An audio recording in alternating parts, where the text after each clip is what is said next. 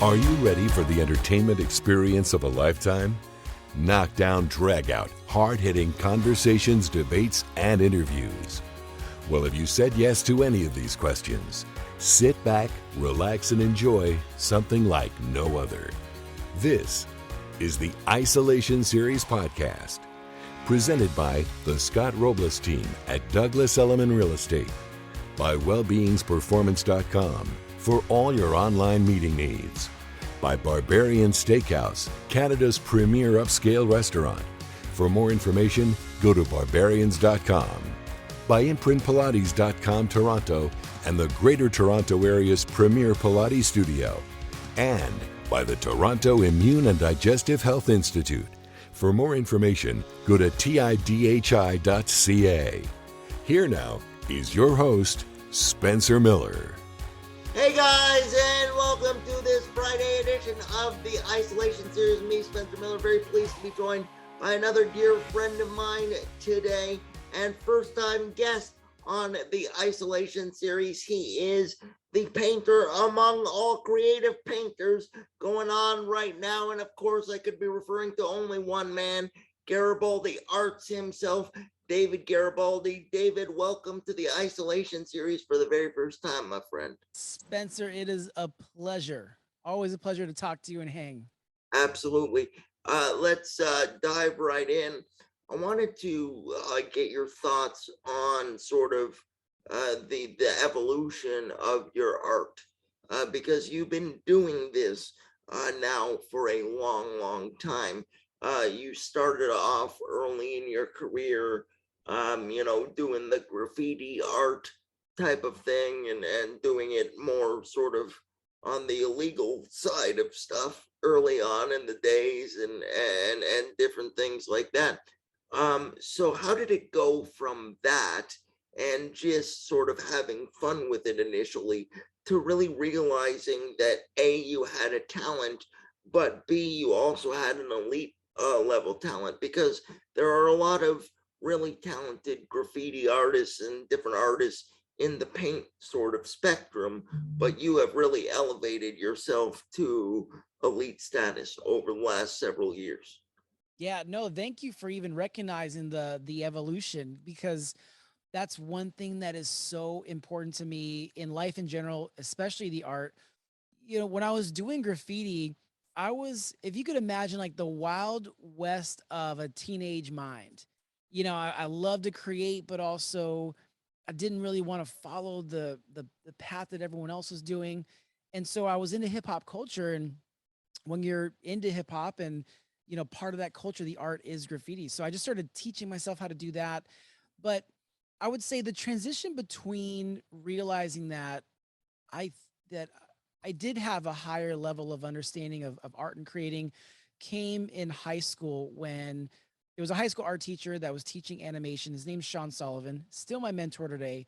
But the way that he taught me art and how to bring my images to life, that discipline through that process made me realize that I enjoyed really being uncomfortable and failing at some things. And, it's when I realized it was a true passion, because I say this because when you love something enough, you're willing to fail at it, but still grow a little bit every time. And that happened in that transition period in high school, specifically with that teacher. From there, even when I started painting live in 2003, I was here in Sacramento, and I was doing smaller paintings, like, just a few feet in size. And I was taking maybe an hour or so, which is still fairly fast to work. But I still felt something that, like, this is just the beginning and there was more to come. And that eventually transitioned into performance, after some other inspirations in my life. But Yeah. yeah, I love it enough to keep trying and then have those moments like, oh, that didn't work, but let's keep going. Let's keep trying. So let me ask you this. One of the biggest questions that I get and that I got leading into having you on the Isolation Series with me is, one of your sort of signatures with your performances and your art pieces is how quickly you seem to get them done. Okay.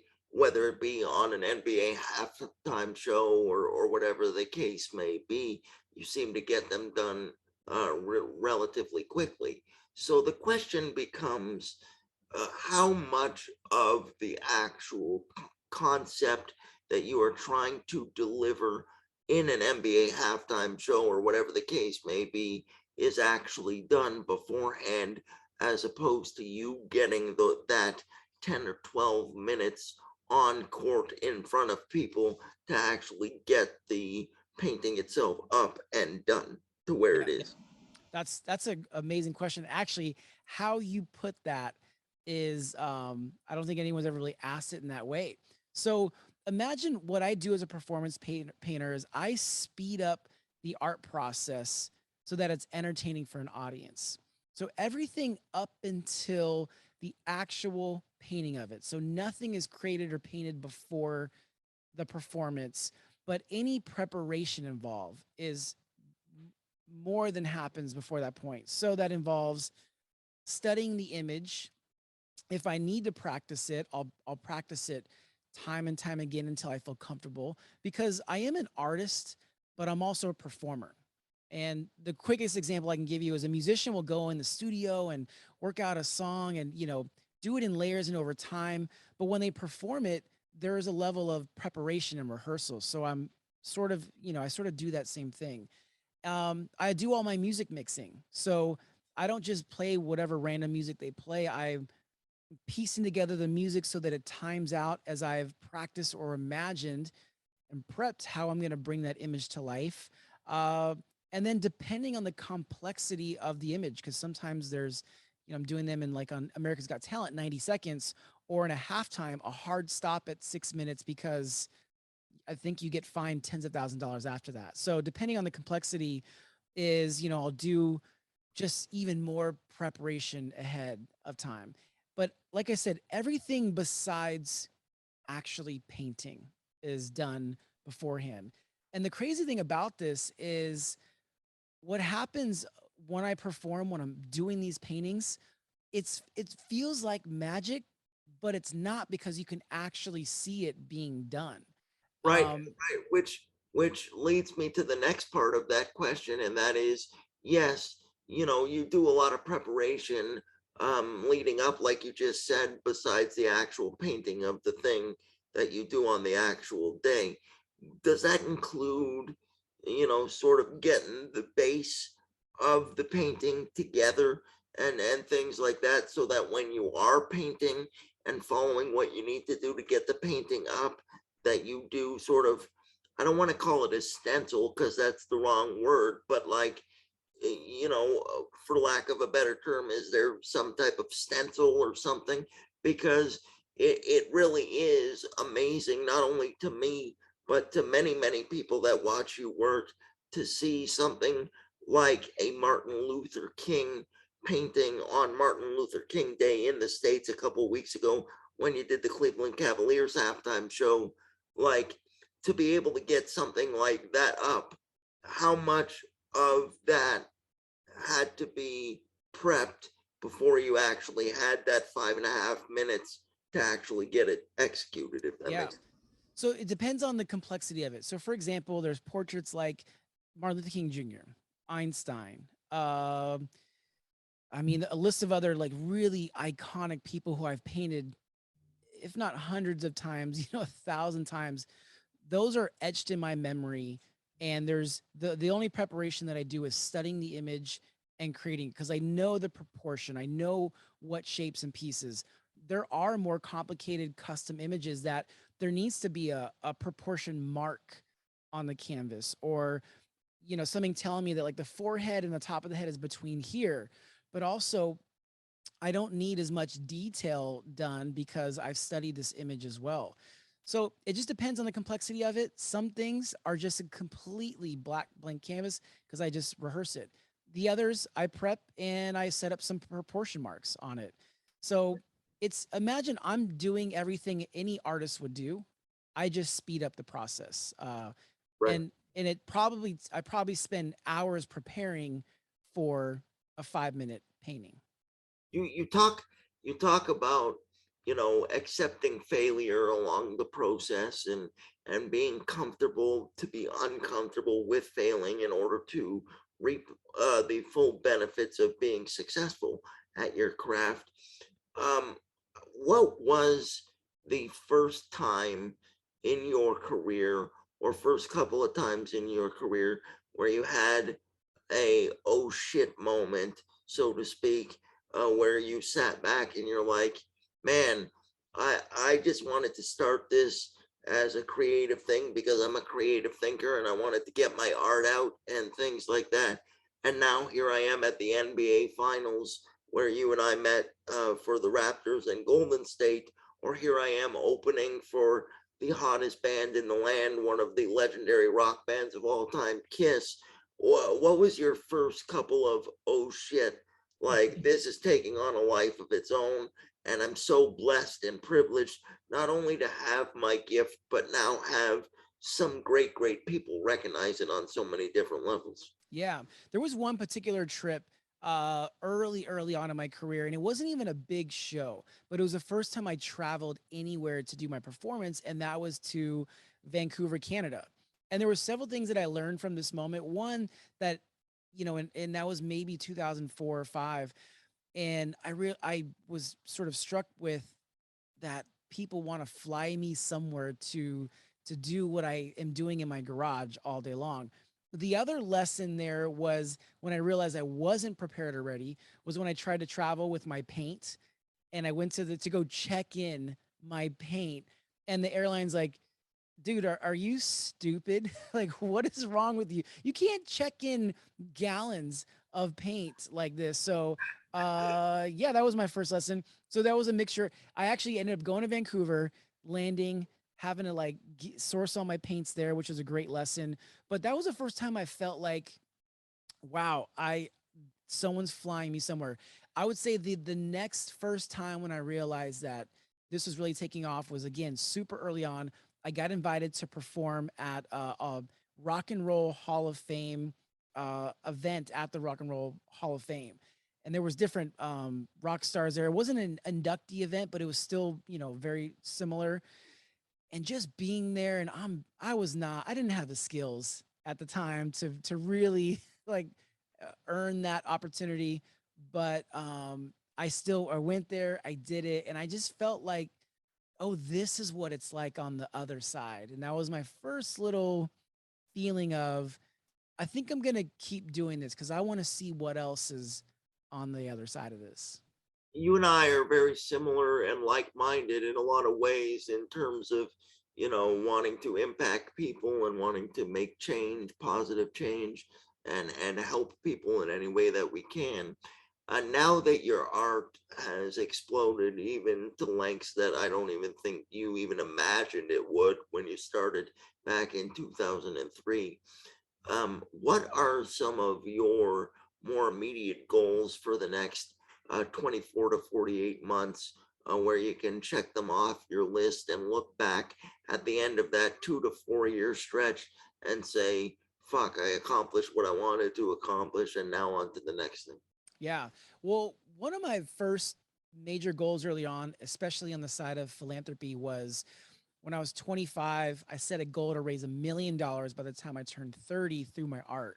And that alone, as an artist who at the time was doing okay, but still it's a struggle. I think anytime you're an artist or an entrepreneur, there's always an element of struggle, and you never think that you're going to give that much money to someone. But it became a driving force. We met that $1 million goal, and I say we because there's a team behind the scenes that helps me get to these shows, and we met that goal, and then we've since raised. I think we're going on 7 million now. So when I look at the next 24 to 48 months, my personal goal would be to double that at least. And go to And 14 million. it goes let's go to 14 million. And so what's amazing about when you set these audacious crazy goals, to me personally, they become a filter. So once it's in my head, I start thinking about how that goal affects everything else, where I spend my time, who I spend it with, how many shows a year we're going to do, and even the type of projects that have a philanthropic component to it. and I want to take those on more to reach our goal.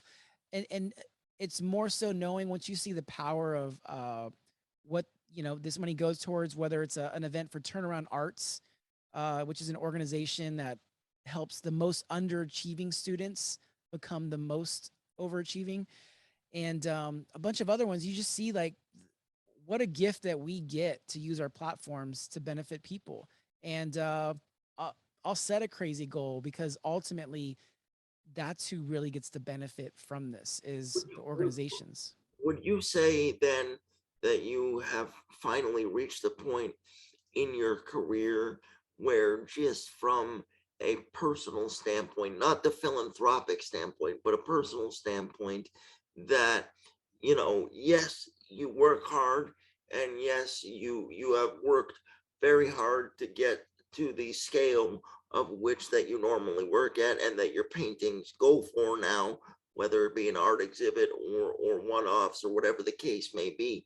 But would you say that you're more focused on the philanthropic side of things now as opposed to personal, because the personal finally is necessarily maybe taking more care of itself at this point in your career than it ever has before, if that makes any sense? Yeah, I think it's actually the opposite. So I always know that if I work on these personal creative goals and I work on these personal projects that will ultimately, hopefully, be successful, that we're able to give more as we go as well. So I think one, I'm just never really settled on. I know where we are, but I'm not settled enough to not keep pushing. And so You I know you're, where we want to go you're next. you're never complacent. You're always striving to get to the next thing and get to the next thing. And that's one thing that I've always talked about as well. I never set goals. I set benchmarks. I don't call them goals, because if you call them goals and then you achieve them, there's some type of a finality to it, where if you just set benchmarks, there's always room to keep striving forward and keep moving forward. And I believe that you're very much the same way. Is that correct? Yeah, I would agree for sure. Because I think my goals are kind of loose. They're never like specific, but I believe what you're saying is I probably see it more like benchmarks, like Yes. where we are, and then okay, where do we want to go next? Yes.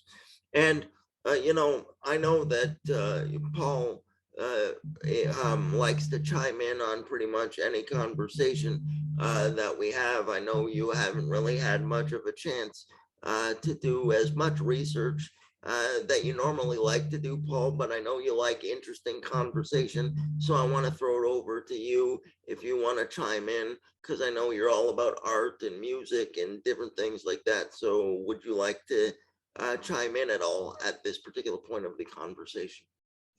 Sure. Thanks, Spence, and welcome, David, and thanks so much for being with us again.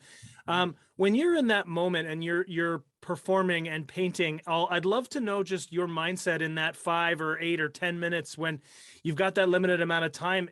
The only thing I could kind of relate it to is maybe like a rock and roll star who's playing that his 5 minute single, his big hit. Is there some crossover there because of the entertainment factor? I just love to know your mindset in that moment when with fans around, with people watching and, getting pumped as they start to realize what you're showing them. Yeah, absolutely. That's a great question. So in that moment, I talked to Spencer the other day about this, where it's almost like right before you go out, it's like skydiving. I've never skydived before, but I know that at some point they open up that door. You've got to have your parachute strapped on and it's go time. And so from that point on, all that preparation that I've done helps only to a certain point. And so as I start painting, I have things lined up in a certain way to optimize my movements on stage to stay quicker. Even the flooring that we use a specific carpet so I can get traction while the paint absorbs into it as well. So while all this is happening, I've thought about how I want to piece together this portrait. And then there's this crazy part that is so unpredictable no matter how many times I've done this, and that is paint. Like paint will take a life of its own because sometimes it'll get splattered in my eye. So the music keeps going. I'm like, wait, I'm supposed to do that thing, but I'm cleaning paint out of my eye. Or it it creates a puddle on the ground, and I slip and fall, and we just I kind of get up and keep going. So the biggest unpredictability while I'm in a flow, while I'm doing something that I'm trying to connect with the audience, is the unpredictability of paint and fixing it as I go. And so I think that's probably the part that keeps me awake while I'm doing it. It's very easy for entertainers, especially when they're doing their hit song, to phone in the performance, or a speaker to just, it's a term that we use in entertainment. You know this. You kind of just you're just clocking in, you're saying your thing. Yeah. The paint wakes me up out of that every single time, because it's like, hey, I'm gonna drip over here in this part of the face that you didn't want me to, but guess what? It's gonna happen. And I've got to react to that. So when I'm doing this, it's sort of like a just like a mad race. And then when I've finally done, I'm like, look back at it. Oh God, okay, I'll catch my breath. Thank Yeah. God this is over. Yeah, you and I talked about it as well the other day when we were on your brand new podcast, the Paint Yeah. Method podcast. You were my first official guest, by the way. Thank you. Absolutely, that is a huge honor for me. I hope people really enjoy the episode, and we're going to talk about that in just a moment. But you talk about the paint waking you up all the time out of that and out of wanting to phone it in, because it's so unpredictable, and wanting to splatter over here and splatter in your eye and the puddles and the things and whatever. Do you think the same way about all different audiences as well? Because not all basketball audience will react the same, not all theater audiences will react the same, and that's what I love. And you and I talked about this on the Paint Method podcast as well, where every audience is different, so it gives you a different feeling every night, no matter what. Yeah, audiences are also another unpredictable factor in all this, where yeah, I get to perform at a lot of different events, from a keynote corporate morning opener to a pure rock and roll show. And even, like, whether it's like a hip hop show, like we just did Juice World Day in Chicago recently. And so I think for my particular style of painting, and because it's taken us so many places, I've learned to adjust the amount of energy that the audience requires to move them. Because sometimes they don't need a lot to move, but they do need something. I always look at it like my ultimate goal is to like serve this audience. Like, not that they need to cheer for me. If they do, awesome. Then that means I did my job serving them. And so when I think about it like that, I think, okay, I need to serve them with this sort of even energy, or I need to go super hard and really earn them over, because they're not feeling this right now. I'll give you an example. When I first got announced to do the Kiss tour, to open up for them on their farewell tour, They're not, imagine how they're, many heart. Oh yeah, go ahead. their 19th farewell Yes, the tour. 19th. Yeah.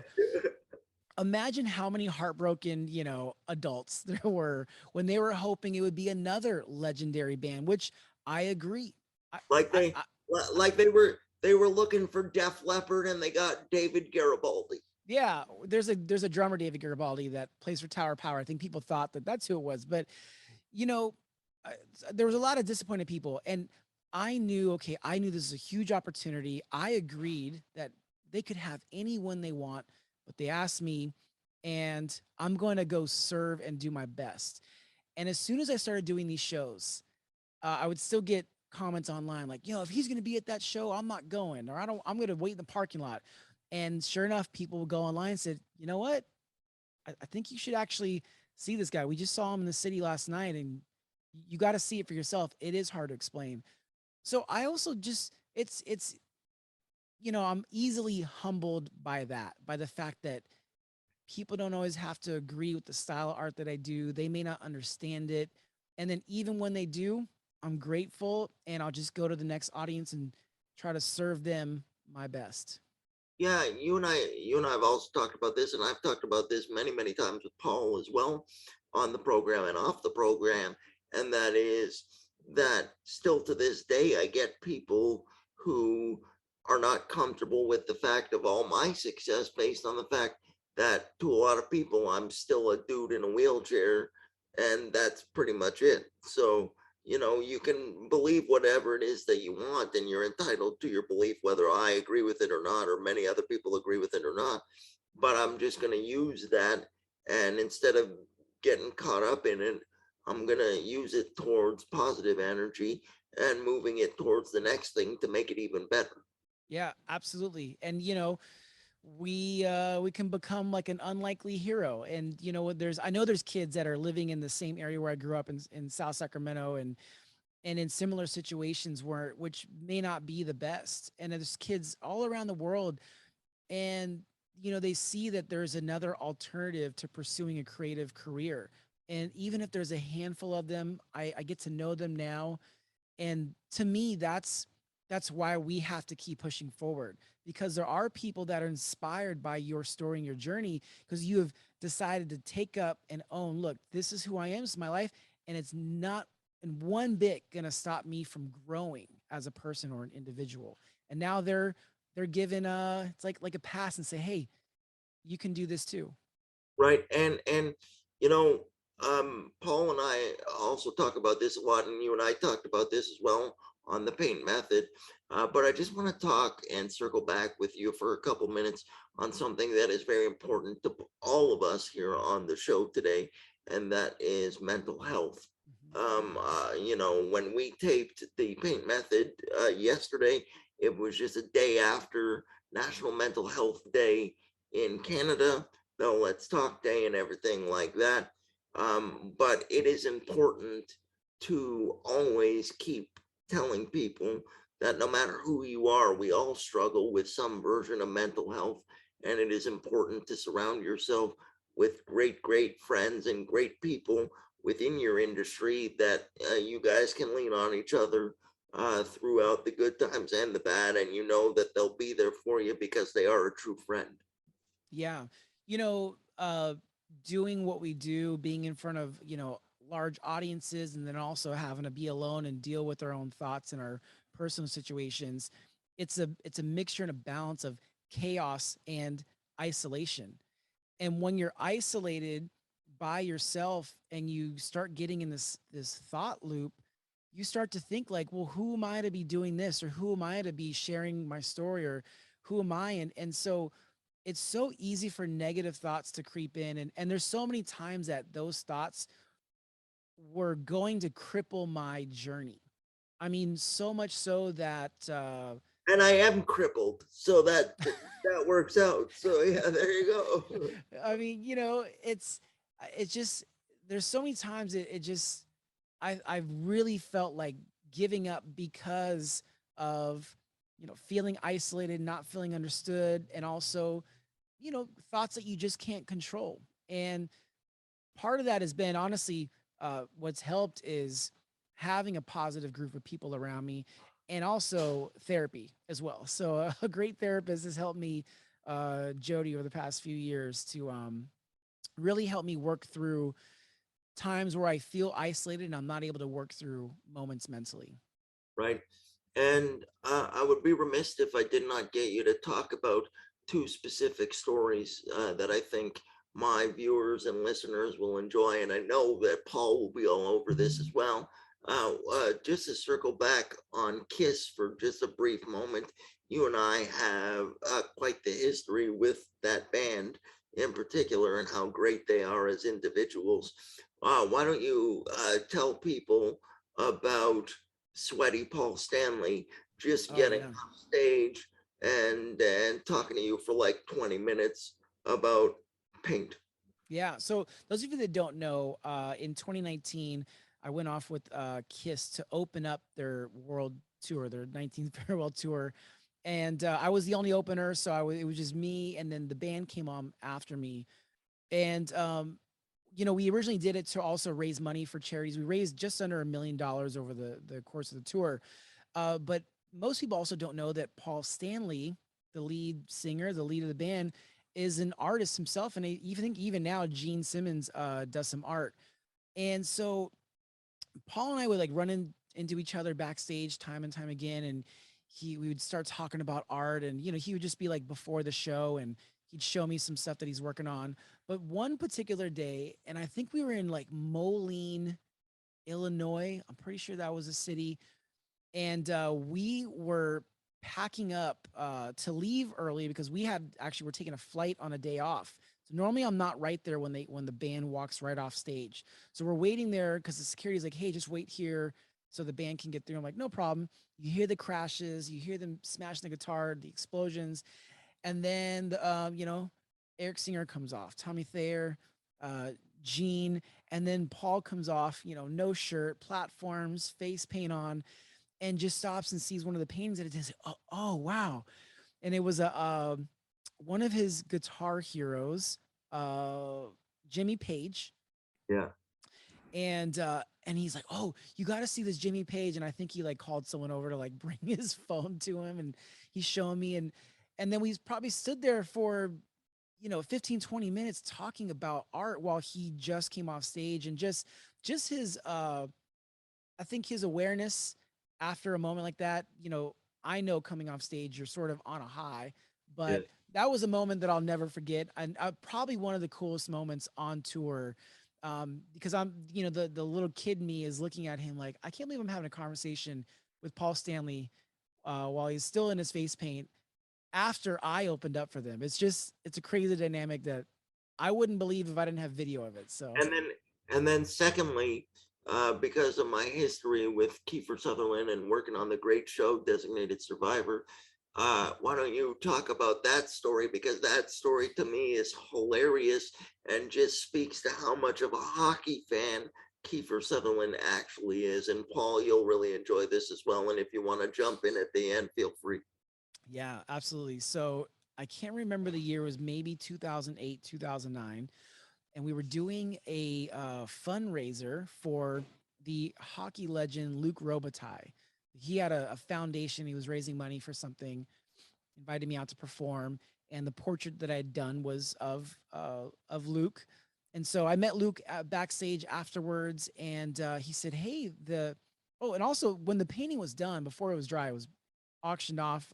At some point it got to 10, 15, 20 something thousand, and Luc came backstage. He's like, hey, do you want to meet the owner of the painting? And I was like, oh, sure, of course.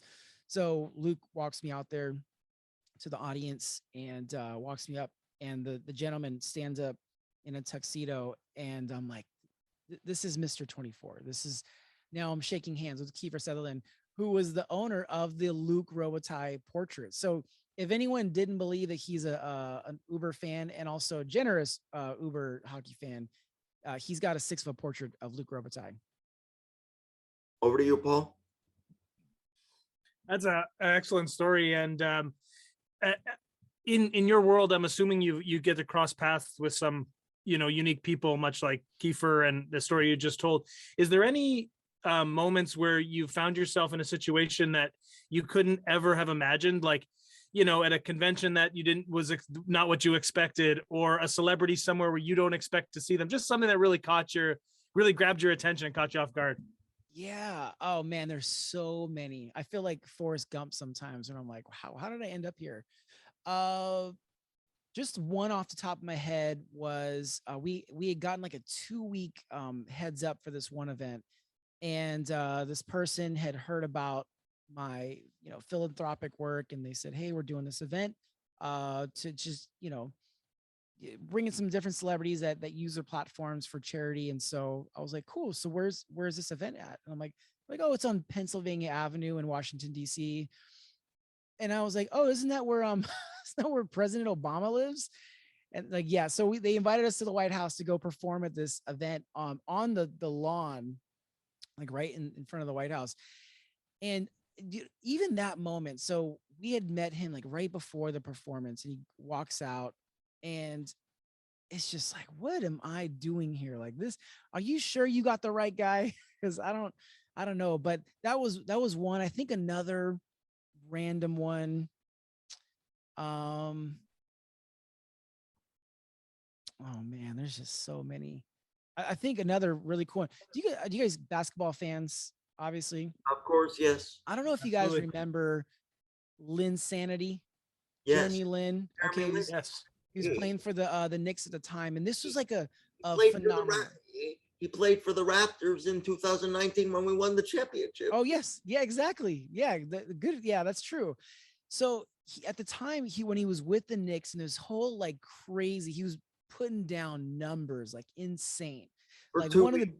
big, yeah, for 2 weeks exactly. So at the end of that 2 weeks, I had just so happened to be booked to do a Knicks halftime at the Garden, and they said we want you to do Jeremy Lin. I'm like, oh, this is gonna be huge. Like this is the height of Lin's sanity. And I go there and I do the performance. I think right before the halftime, they announced that Jeremy Lin will be out for the rest of the season due to injury or some ungodly amount of time. And so it was literally like, it just took like all the wind out of my sail. And I did the portrait. It was fun. It was, if you like Google Jeremy Lin, David Garibaldi, it'll come up. And then we took a picture afterwards.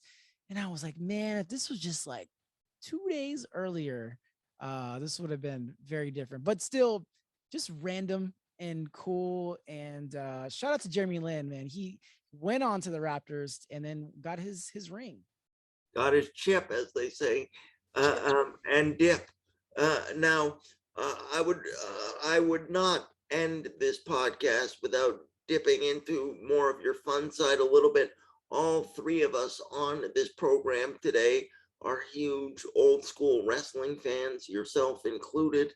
Tomorrow is the 34th installment of Royal Rumble. It is the first big pay-per-view of 2022 of their top four pay-per-views being Royal Rumble, WrestleMania, SummerSlam, and Survivor Series.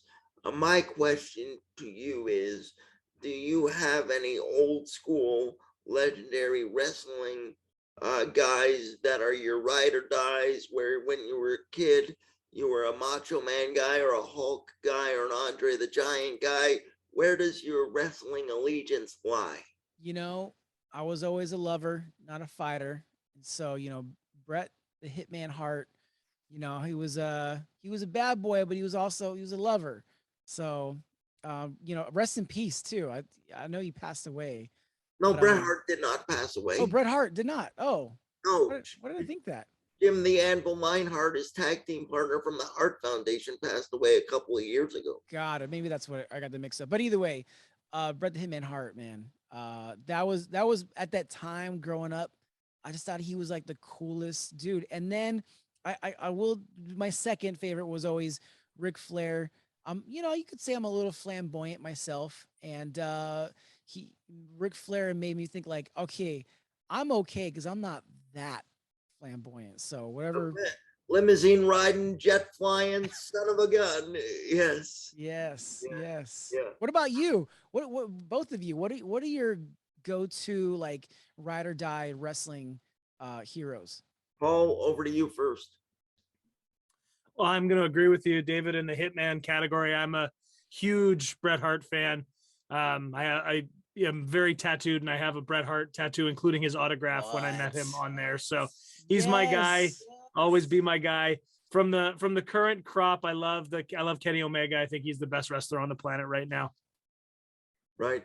And for me, you gotta love Macho Man just because of the way that Macho Man brought the flamboyant outfits as well. Like, nobody should have ever worn those color combinations with those colored glasses and the hats with the feathers, but somehow we thought that Macho Man was the coolest looking like that. And still to this day, and I don't know if you agree with me, but Paul and I have had this conversation. Anytime that I graduated from anything in my life and they played that graduation song, I always felt like I was Macho Man Randy Savage going out during WrestleMania to the stage kind of thing. Yeah. I mean, there's so many. I mean, Undertaker is another. He has an incredible story just outside of like his wrestling persona as well. Man, it brings back so many like childhood feelings and memories just talking and thinking about it. Yeah. And so Uh, I'm gonna get you out of here on these last two things. First, if there was one piece of advice that you would like to give to aspiring artists or artists that are currently trying to make it in their given lane right now, or just contemplating picking up a paintbrush or a graffiti can for the first time and are nervous about it, what would you say to them? The best advice I would give to any young creator or anyone just young in their career, I would say, I know you love to create. I know you have the skill sets to create, but a question is, what are you passionate about outside of that? Because the answer to that is what will fuel you throughout your whole career. It becomes a fuel for your subject matter, it becomes a fuel for your community that you're going to be a part of, and you create these images and this imagery to share that passion with them. It's always the go-to when you get creative blocks, and having that passion or that the subject, whether it's music related, sports, technology, like just whatever it is, whatever thing you're into, express that by using the skill sets. And from that, I would say then you don't have to worry about making it in the art world, because you start making it in your world. And that's the beauty of the world we live in today, is you get to create and build the world that you're doing as an artist and a creator. So start with that passion, create that, and the universe will help you attract what comes next. And where can people find you on social medias and everything like that? And where can people find the Paint Method podcast? Because they're going to want to like and subscribe to listen to the vast amount of guests that you're going to have come on through the Paint Method podcast, starting with yours truly, Spencer Miller, Yeah. popping up any day now. But where can they find you on all your social medias and everything? And the Paint Method podcast? Yeah, so you can find me at Garibaldi Arts across all platforms. If you just spell David Garibaldi, it'll spell check for you, hopefully. But Garibaldi Arts across platforms, and then also just look for the Paint Method on any audio platform that you listen to your podcasts on. And we're launching officially in the middle of February. So second week of February 2022, we'll have our first episodes. We'll be putting out 2 episodes a week, which I'm excited about. And then obviously the full video episodes will be on YouTube, on my channel, Garibaldi Arts. And last but certainly not least, we get all first-time guests out of here with the same question, and I'm gonna do it for you right now. Do you have a couple of Spence moments or a couple of Spence memories that you would like to share with the viewing and listening audience right now? Because you and I have been very fortunate to be friends for a number of years now. I mean, there was a big break in communication because of us going and doing our own thing and things like that. But I still consider you a very dear, dear friend. Does anything stick out to you that you would like to share with my audience at the moment? Absolutely. So a Spence moment when we actually finally reconnected, uh, our phone conversation. I remember I was in the car driving to the studio. We were just talking the whole time, and I usually use that time to call people on my team, call friends, like nothing really like business related. And so I felt like I was just talking to catching up with an old friend. And then I got here to the studio, and I just knew when you're with good people and good friends, you can just pick up where you left off. And I could have talked with you for hours. I mean, we talked an hour yesterday, but that initial conversation, reconnecting again, I just realized, like, man, this guy is going to be an inspiration to me, and I'm just so happy that we reconnected. Absolutely. And it's funny because you got sent my reel to remind you of exactly, who I was and everything like that. Why don't you talk a little bit about your reaction after seeing that reel that was sent to you? Because that was hilarious to me. My first reaction after seeing that, I was like, this guy's fucking everywhere. Like, what am I doing wrong? I was like, Ryan, we need a better reel. It is. Yeah. Oh no, but honestly, I think one of the things that stuck out to me, every time I talk to you, I always reminded this, that like you don't give a fuck. And I love and appreciate that. You're just like, this is who I am. And I think that's why people are so gravitated towards you, is because they want a piece of feeling like that in themselves. So whatever you're doing, man, don't stop doing it. Well, I appreciate that. Paul, would you like to say anything before we wrap this baby up, or should I just wrap this baby up? No, just thanks again, David. Really love the stories. It was great chatting with you today. Thank you, Paul. Great to meet you as well. Yeah. And David, absolute, so much fun having you on the isolation series. Can't think of a better way to start the NFL championship weekend off right than have you as my guest today. And this is going to be the first of many appearances, both on the isolation series and on the paint method, respectively. But as I said off the top and throughout the podcast, you are a dear friend. I'm very proud of everything that you've accomplished in your career and continue to do. And anything that I can do to help along the way, you know that I'm here for you, buddy. And thank you for being my friend. Thank you. Likewise, Spencer. Appreciate it. Absolutely. For the one and only very talented David Garibaldi and Paul Shields, I'm the best looking one out of the three of us, Spence. And this has been your Friday edition of the Isolation Series. We hope you have a great weekend. We will post our championship predictions online as well, so you don't miss out on that and get an opportunity to pick against us, because as you know, that ends up being the right play more oftentimes than not. And we will see you again on Monday. Until then, enjoy your weekend. Bye-bye. And Paul, please tell people all about some more whole grain goodness that is us. Folks, be sure to check us out on podbean.com by going to theisolationseries.podbean.com. There you'll find the audio-only versions of the podcast, including all of our past amazing interviews. One more time, that's theisolationseries.podbean.com. And hey, don't forget to follow us on Instagram. It's at @thespencermiller and at Pauly Shields, Pauly spelled Pawly. So find us on podbean.com, follow us on Instagram, and don't forget to like, share, and subscribe. And once again, everybody, thank you for watching and or listening and supporting this thing we like to call the Isolation Series. For Paul Shields, I am Spencer Miller, and we will see you again very soon. Bye-bye.